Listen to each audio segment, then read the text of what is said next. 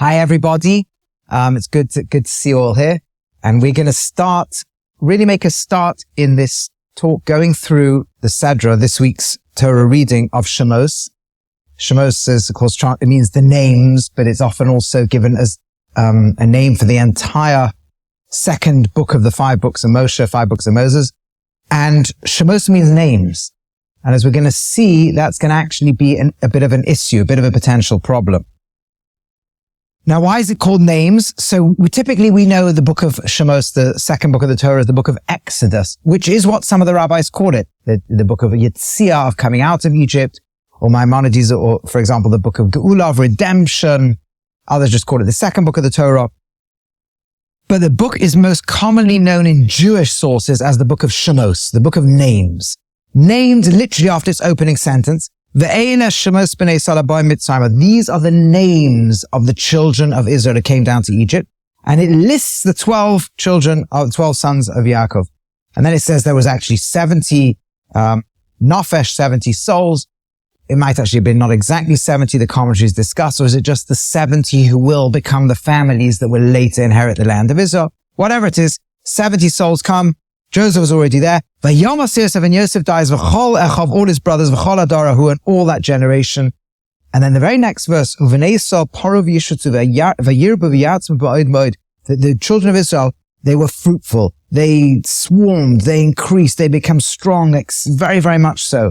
And the land became full of them. And incredibly, in that single verse, we transition from names to an amorphous mass that seems to be nameless. So that's the first issue we're going to grapple with. The weekly Torah reading that's called Shemos Names, in fact, seems to transition very quickly away from names into namelessness. And that, in fact, is thematic.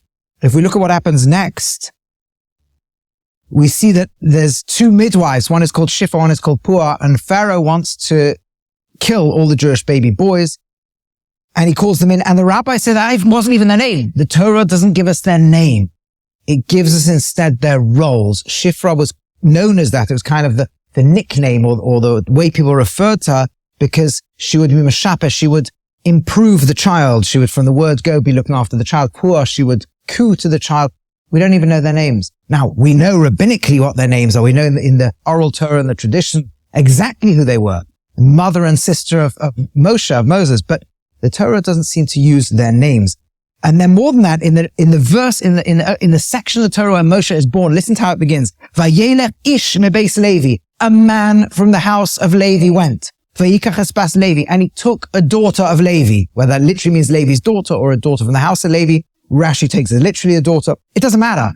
Either way, we're going to discover who exactly these people are. We're going to know that the name of the man is called Amram. The name of the woman is Yocheved.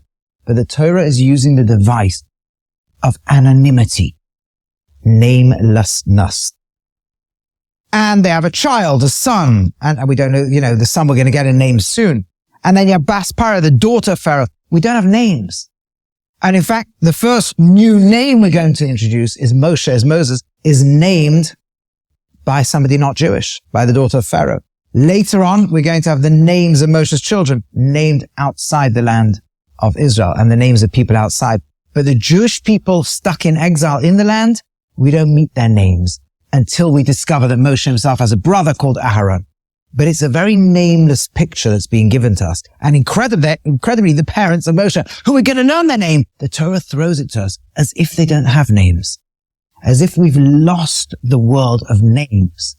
That generation has died, the generation with names, and we have entered the world of namelessness. Now, it's obvious when we think about it that this was exactly what Egypt intended from us. Pharaoh did not try to destroy everybody. As the Medrash points out in its commentary to this week's reading, Pharaoh only wanted to kill the men. Now, if you want to destroy a people, that is a ridiculously inefficient way to do it. If you destroy the women, there can't be any children. But if you destroy the men and just a few survive, especially if you just kill the babies of that year, there's enough men, they could theoretically impregnate many, many women. So what's he doing? It's clear his intention was not the total genocide of the people. I remember hearing years ago from a rabbi in the old city of Weinberg who said, and I forget what his source was, but it's very clearly makes sense. This was a an attempt to destroy the potential leadership, ideological leadership. In those days, the ideological, philosophical leadership would almost always come from the men. So Pharaoh's afraid there's going to be a leader who will pull him out. Rashi brings it, the Medrash brings it. He's afraid of a leader. He's not afraid of the people. But since the leader will come in the male population, kill. So we don't have a leader. We don't have an ideologue. And so he makes the people become nameless. I don't mind you being there biologically, ethnically. I just don't want you there with a separate, distinct identity that can challenge me. So if you're another little ethnic group within the general group sitting under the Egyptian control, that's fine. But not a people who has a different vision. Not a people who has a different deep identity that could challenge me. And so that would explain why we go from named to nameless. But it wouldn't help us in the fact that we then name the entire weekly portion and the whole book, the book of names. That would seem to be quite inappropriate. So you could say, look, it's just the first significant word, but as we've learned together many times, almost always that opening significant phrase actually gives us a sense of what's coming after it. And these names should be very important, especially because as a Jewish people, we call this entire book the book of names. But also because, as the rabbis tell us, and we read it on Seder night in the Haggadah, we say that Melamed Shahayu B'nei Sahayu Mitziyonim Sham, we learn that they were outstanding there. And the rabbis say there were certain things that didn't change. Although they assimilated enormously into Egyptian culture, there were three things that never changed: their clothing, their language, and their names. So this are people who maintained their names and their identity on some level. And yet the Torah is giving us a sense of the non-name. By the way, even the name Moshe itself is not overtly an Israelite name, right? Baspara, the daughter of Pharaoh, says, I call him Moshe kimin hamayim mashisiu, because I drew him out of the water. And there's a apparent play on words, mashisihu, I drew him out, and Moshe. But of course, the question you could have on this is that she didn't speak Hebrew, right? Presumably. She certainly wouldn't be speaking to people around her in Hebrew. So why would she call him Moshe after a Hebrew word for drawing out of the water? So I don't know for sure an answer. This is my own thought. You can take it or leave it. I remember my father pointing out that actually Moshe in Hebrew is related to the word for son of. Like Ramesses or Rameshes, there's a word for being a son of. So she may well have intended the Egyptian word. She's calling him a son. How do you get a right to call him a son? Because I took him out of the water. I didn't give birth to him, but I effectively did. And then now I'm going to add this then, the incredible power the Torah wants us to realize that while she was talking in Egyptian, when you translate the words she's saying, that she had no consciousness of what she was doing, but translate it back into Hebrew, into its root, if you like, God's language. And suddenly the same conversation gets a whole new meaning, one she was not consciously aware of, that Moshe's very name means drawn out. Not that I drew him out, therefore I can call him son, but that he is intrinsically drawn out of the water. So the Torah is doing an amazingly beautiful play on words over here. That Moshe's essence is that he comes from the water. And of course, we're going to learn later on that the Torah itself will use water as the metaphor for itself, for the Torah itself. So Moshe is comes out of the embodiment of Torah, right? Of what water is physically and Torah is spiritually. So she would have had no consciousness as she's saying all this. But the point I'm making is that his name, the name that we get, is an Egyptian name, right? Now, so the Torah is presenting this anonymity, this B'nai Yisrael paro vayishut, so they multiplied and swarmed. And by that, I'll tell you something else amazing when we think about this named namelessness. We start with the names of the 12 who become the 12 tribes of Israel. And in fact, we finish the book of Genesis, the book of Bereshis, how? With going through each one's individual identity and role. Jacob and Yaakov give each one a separate bracha, a separate blessing. And he analogizes this one to this creature and this one to this, and this one's going to get this part of the land and this one's going to have this attribute and strength. When Pharaoh talks to the midwives and say, what's going on? Why is nobody dying? Well, where are all these Jews who I told you to kill all the boys? And what do they reply to him?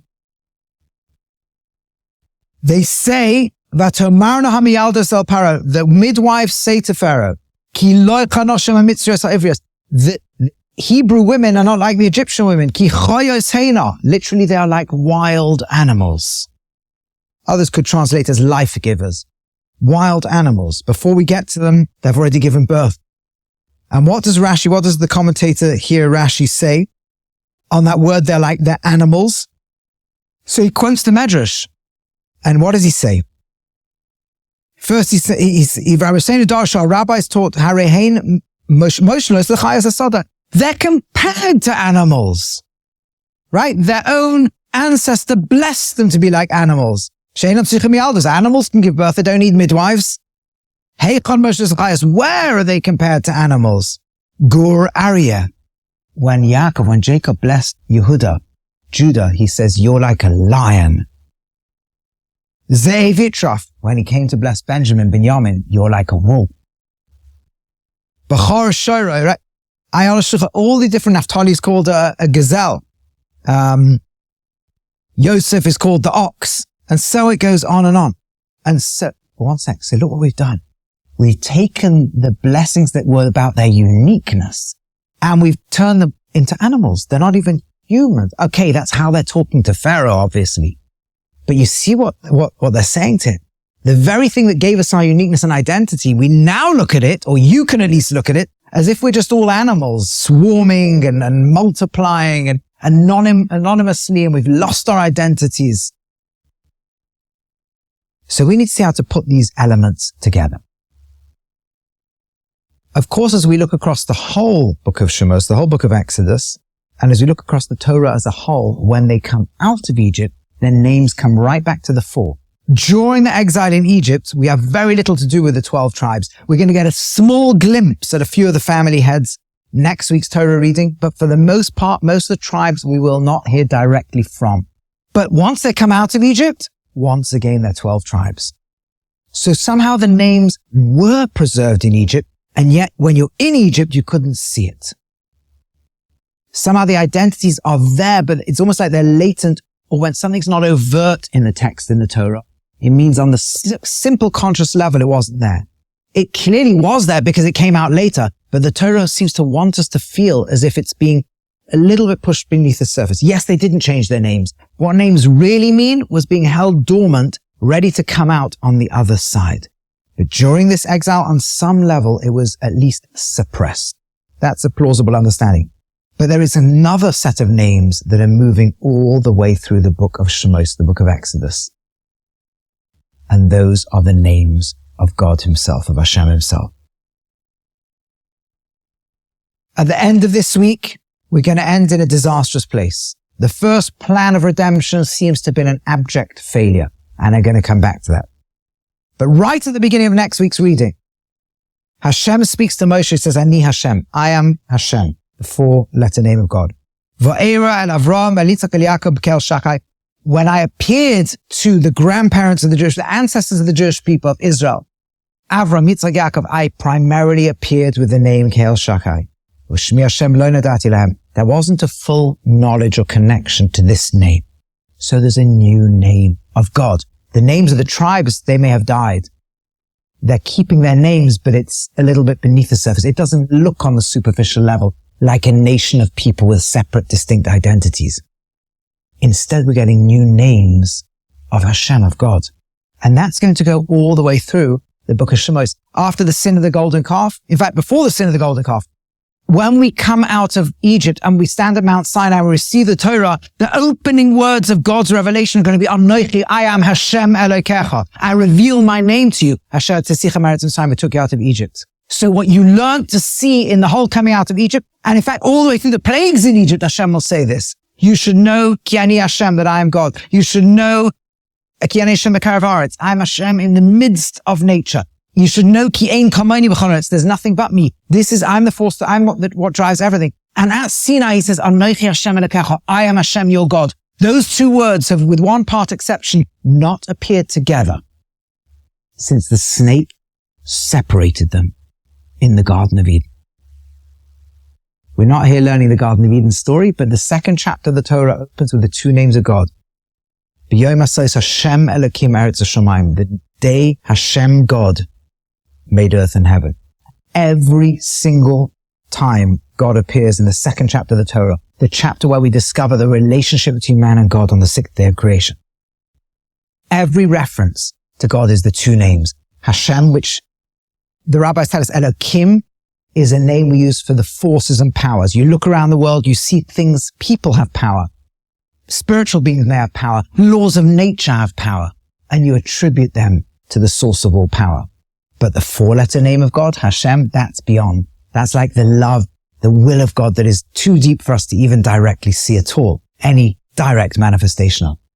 And the two are together. It's like you're having a relationship with a human being. There's what you see, right? You see their face, you hear their voice, and you know there's more. And then there's that which is just infinitely beyond. Deep, deep, deep will and self of the person. And to have the relationship, you've got to know they're both there. That which I can immediately see and that which is so far beyond, but must be making its way manifest through all this. And those two names appear together as you'd expect. All the way until it says that the serpent was more cunning from all the beasts of the field, all the beasts of the field, Hashem God made. And he says to the woman, Afki Omar, did Elokim, God as you can see God, say you cannot eat from the tree? He said, I don't want you to talk about this infinite will of God, infinite depth beyond. I want you to talk about God the way you see God. And we're not now here studying the Garden of Eden story, but she falls for the trick. And she says that we can eat from the trees in the garden. It's the fruit of the tree in the center of the garden. Omar Elokim. She uses just God as we can see God. And he says, well, if I've got you that far, I'll show you how far the rabbit hole this thing goes. Because you too can become like God. God knows, the day you eat from it, your eyes will be open. You can be like God too. God, the way you see God, you can become that.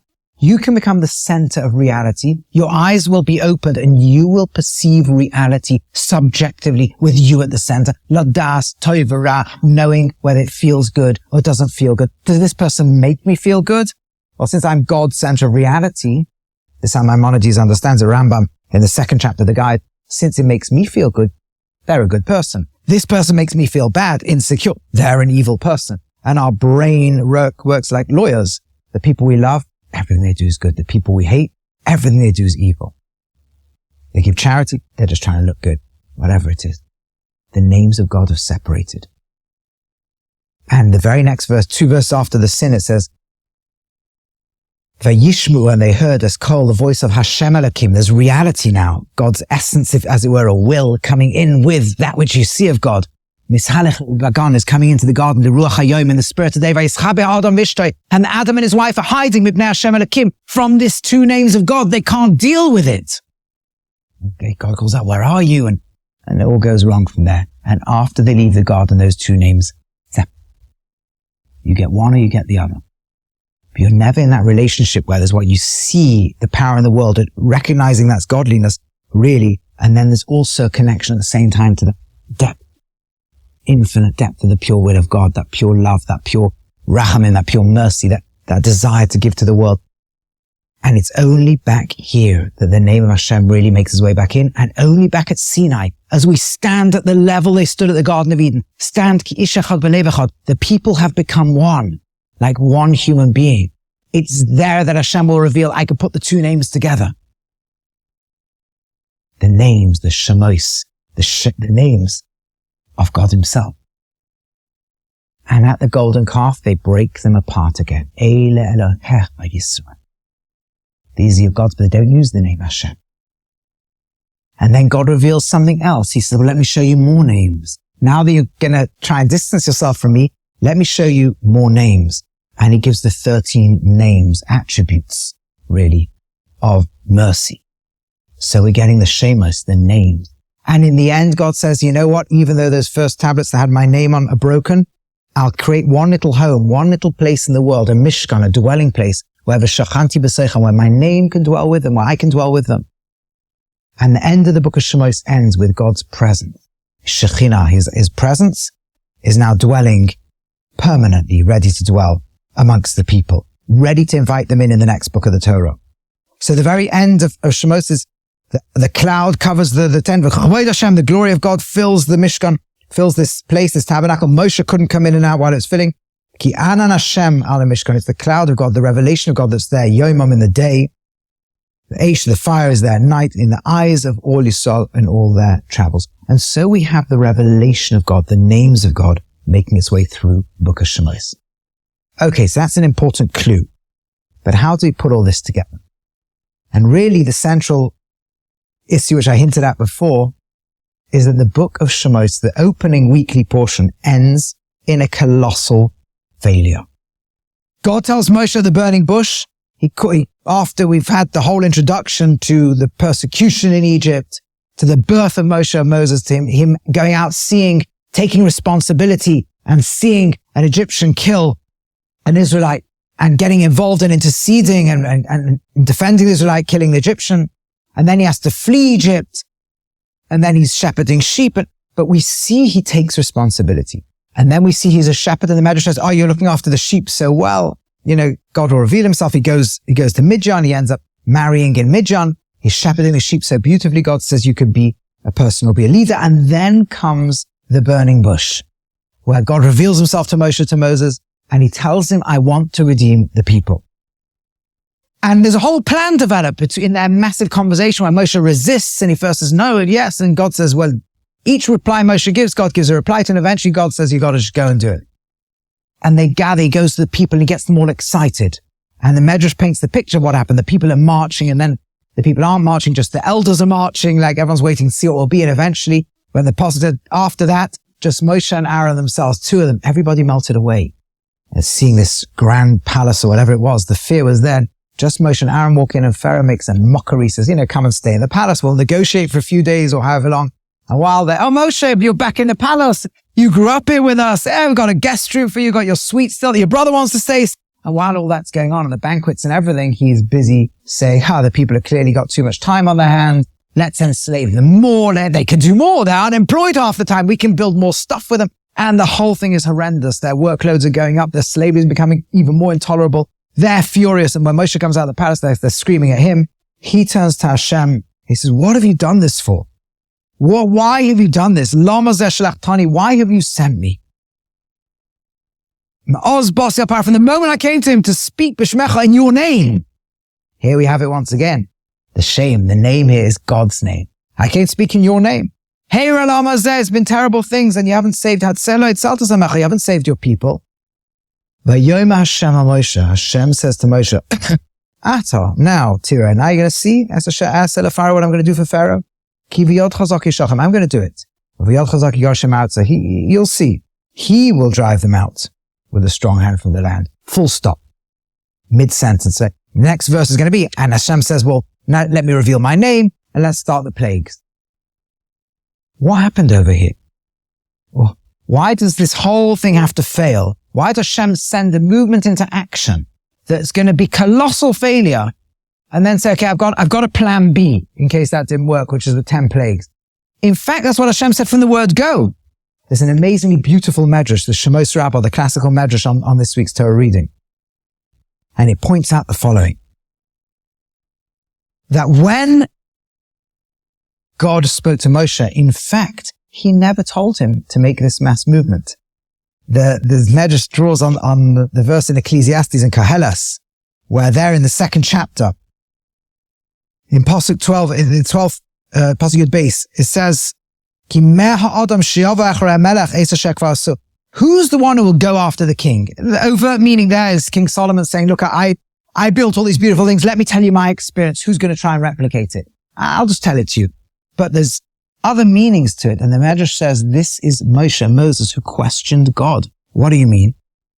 Because when Hashem says, take the people out, he says, I've seen the struggles of Ami, my people, Mitzrayim in Egypt. Their cries, I've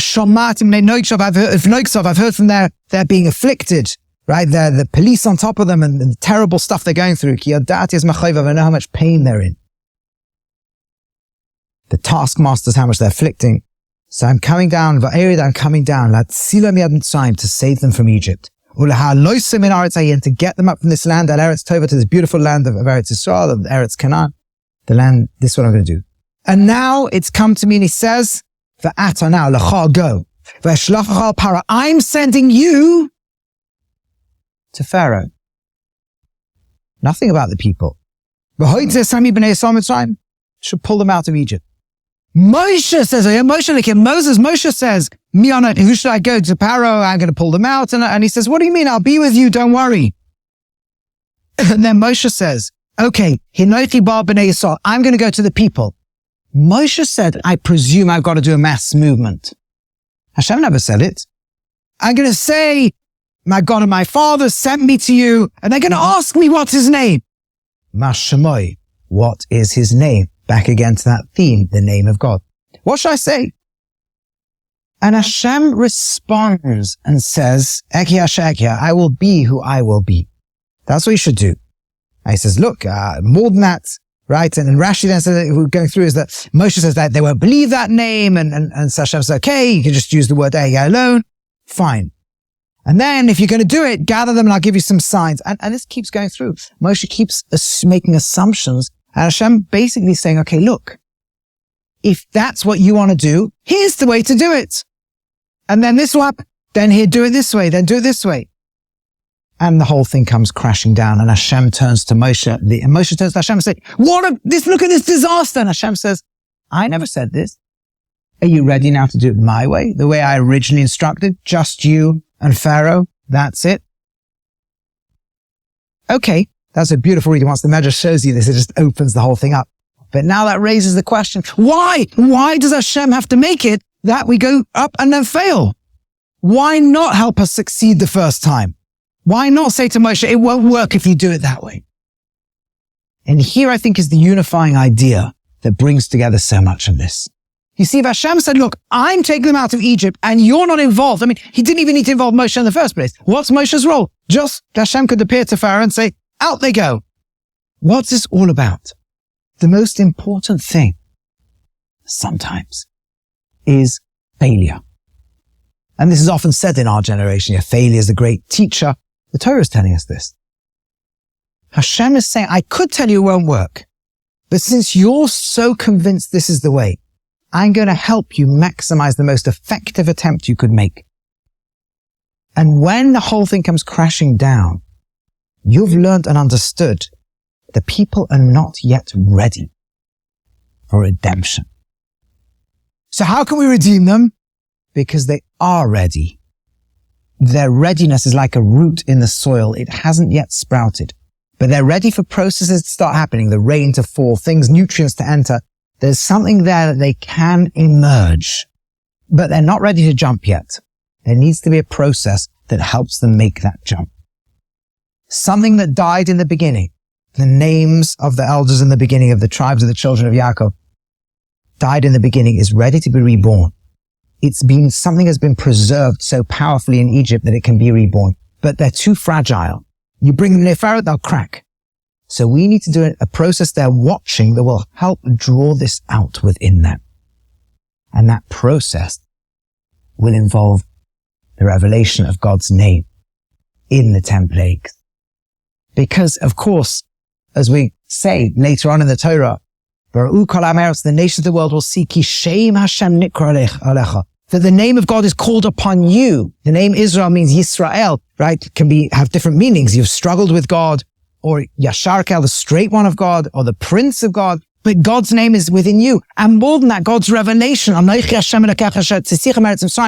am, says Hashem, the God, Hashem God, the two names of God, who brought you out of Egypt. That is my name.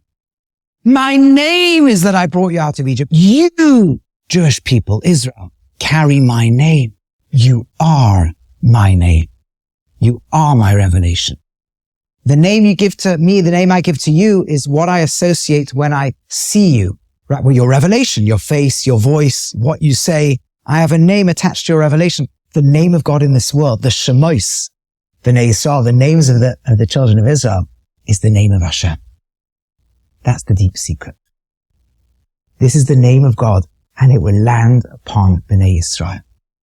In fact, we will become the vehicle of revelation of God.